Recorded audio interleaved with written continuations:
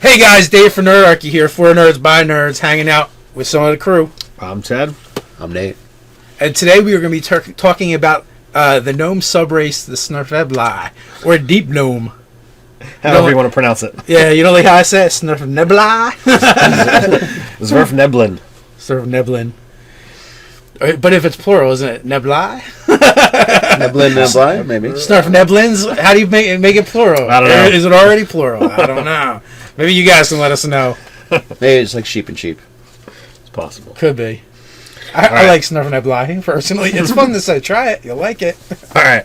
So we have our new sub race, and we got lots of interesting stuff going on here. Oh, we do have the new subrace. Where did we get this sucker from?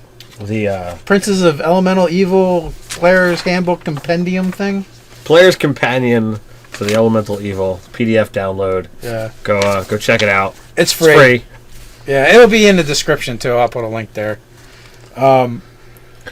It's actually, this is really cool. That although they're just a sub race, right, and we have the Monster Manual entry, I kind of feel like this is kind of historic for 5th edition. I think so as well. The Deep Gnome, but we won't get to that quite yet. First, the Deep Gnome. The first thing you need to know about Deep Gnome is they don't float; they sink. They're really, really freaking heavy. They're like a witch, I think, or is it a duck?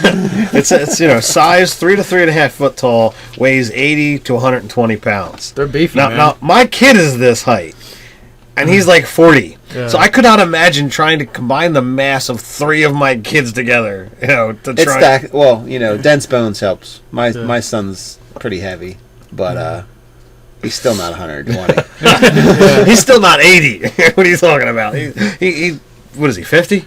I don't know. He gets pretty close though. Dude, wait a minute. We need to bring out your kids so we can put them up here and be like, all right, multiply this by 3 or this by 2, and then you guys will know what we're talking about. Just mush Xavier and Teddy together, and we'll get to like the thin one. You get a scrawny one. Yeah, we'll get those.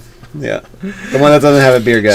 So they're gonna be, while they're 3 to 3.5 foot tall, they're gonna be wider than a human child. They're going to be slathed with, muscle and fat that's going to bulk them out more. But still, that is a lot of weight.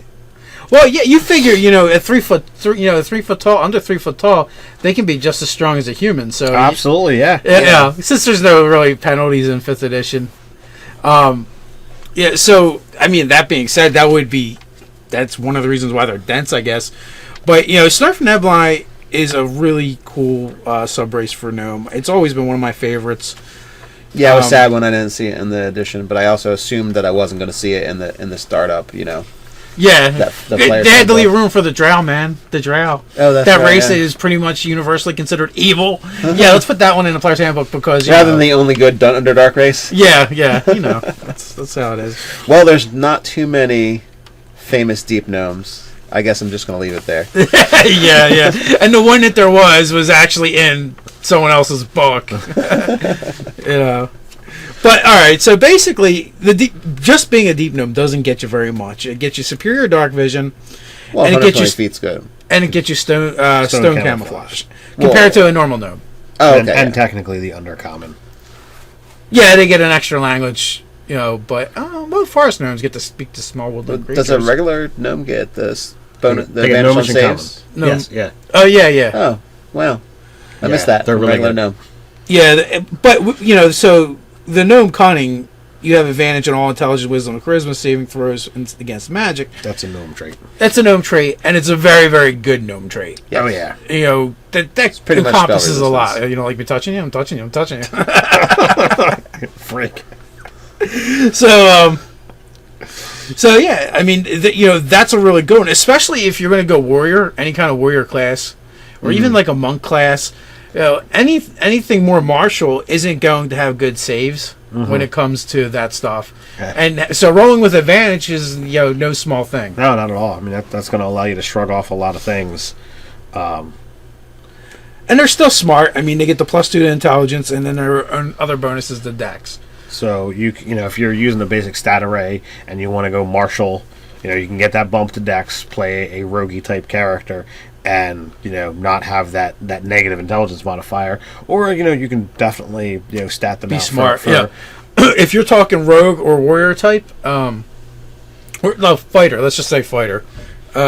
So with rogue, you have arcane trickster, which fits perfectly with these guys anyway. Absolutely, yeah. And intelligence is their key for their spellcasting. Eldritch Knight, also intelligence is a key. Indeed. So they are kind of optimized for that. I mean, you have to go with finesse weapons to be, if you want to be as optimized as possible. Yeah. Either way, you're going to have those good saves versus magic for intellectual. I don't think that matters as much for the rogue because I think they have dex and intelligence. Mm-hmm. But I think it's con and strength for the fighter. Your good stats dex, and then you have advantage on all your mental saves if it's magic. That's a good layout. Yeah, so I mean they're pretty tough in that regards. Yeah. For being like 3 foot tall. They're like boulders. They're as heavy as a boulder too. So it all kinds of works out. Stone camouflage, again, with 5th edition, it doesn't really matter that you're not a rogue, because you can take stealth as a class, or it's just a dexterity skill, whichever. Mm-hmm. But there's plenty of backgrounds that'll give you stealth. Yep.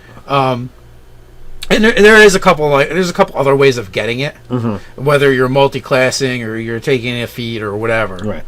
But that being said, Deep Gnomes, feats, obviously our first one's already kind of spoken for. Okay. So when you get to 8th level and you can choose your feat that you want. Yeah. So rather than getting as you said, this is historic. Now, a while back, we had a request that I do a race. I've got some custom races up. Matter of fact, because of this thing, you're probably gonna have to go back and revise and revisit Duergar.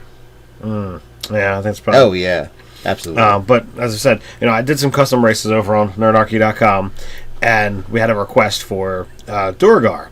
So since I was doing Duergar, I was going to do the Deep Gnome at the same time, and we have this brand new mechanic that's been introduced, and that's to have a racial specific feat to give them the abilities that the monster actually has. So I think that really is going to mold some of these more powerful races. So we've said in earlier videos that you're not really finished your apprenticeship until you finish 3rd level. So now, unless you're a Deep Gnome, then it's 4th level. Then you got to get the 4th level so you can get access to this feat. And man, the amount of spellcasting that's crammed into this is pretty crazy. Well, yeah. So if an optional feat only available to you if you're a Deep Gnome is Svirfneblin magic.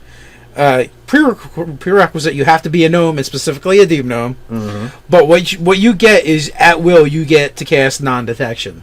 Only on yourself. Only on yourself. So there is that. But I mean, it's basically like, yeah, someone's trying to create, locate you. Nope.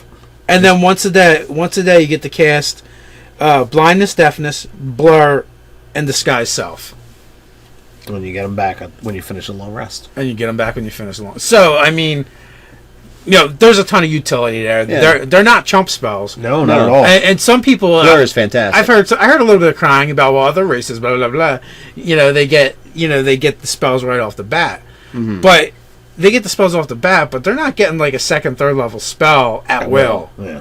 That's huge. Like the only other way to get that spell at will is to be like an 18th level wizard.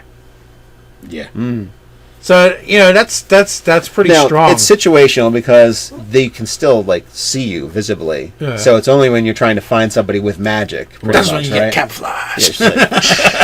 Stone camouflage, non-detection. Yeah. So I mean, it is situational. If it wasn't a 3rd level spell, they probably could have done something like they did with the Aasimar and Tiefling and Drow and several other races. But they could have spread it out in that sense instead of giving them the feat. But I don't know.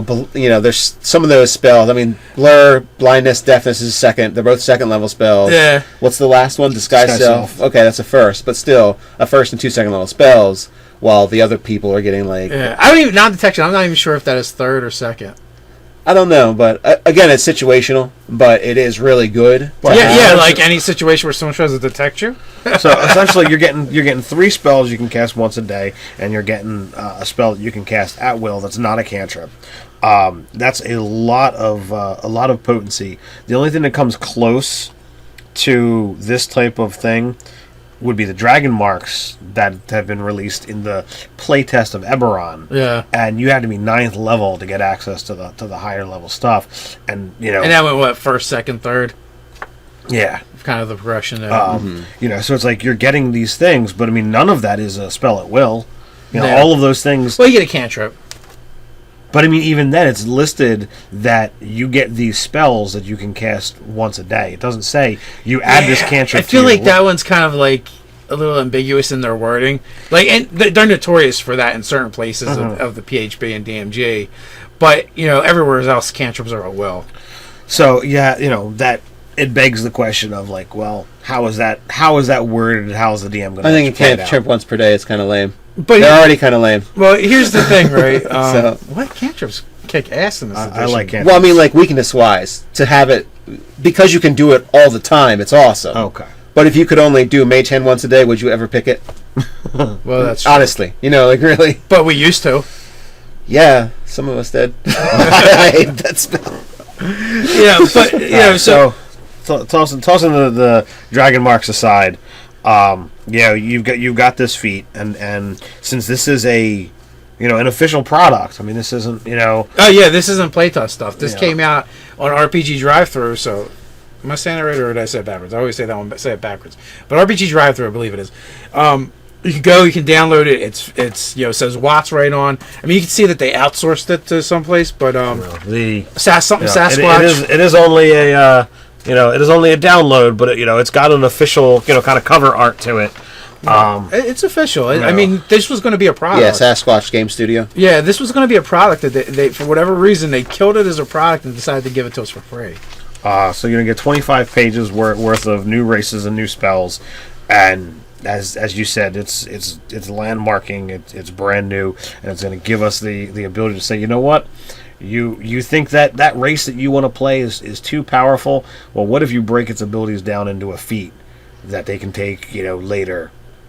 It's really good. I've been specifically thinking about it for Thrycreen. I mean, kidding. Who would have thought that I was thinking about it for Thrycreen? As soon as I saw that, I was like, all right, that solves the Thrycreen problem. Yeah, I haven't done the Thrycreen as a race yet because it was just like, psionics. I was in that same boat. I love Thrycreen. We both are playing one in Ryan's currently stalled Pathfinder game. Mm-hmm. And there's no way to convert them as a solid race into 5th.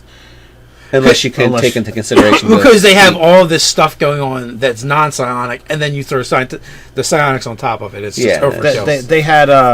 They had monster levels and ECL in 3rd edition, just to kind of balance all of the stuff that they get, and they're still like, ugh, that is a lot of stuff to trying to counterbalance. So this might be an elegant solution. Mm-hmm. I think so. And I'm just sorry that I didn't think of it first. Well, I don't think it's that so much that it's going with what's already the precedent that's already out there. Right. Yeah, and the power level of that is high, for what they get. Mm-hmm. So I feel it's appropriate for certain other races that get a good amount of spells as part of the thing they can do. Right. I mean, like, this being said, like, I don't have everything memorized, so we'd have to go back and look at Dugar, read them, and really evaluate. Should they get this stuff at a higher level, or no? It can be a staggered like the Tiefling or the Azimor. Mm-hmm. But at least, like, if you're doing race design, the mechanic is there now. You have something to work with. Yeah. Yes, it's a legitimate mechanic that's in the game now. So yeah. So with that, man, we've tunneled this one out. We've burrowed through. We've dug deep into the bedrock. Did we dig too deep? We usually do. With that, you guys, let us know what you think. Like, comment, share, subscribe. You know the drill. You can check us out on nerdarchy.com. But also, go check out our Patreon. Help us bring you more awesome content. You can also join the conversation over on Reddit or anything else, since I wasn't only going to mention that. So until next time, stay nerdy.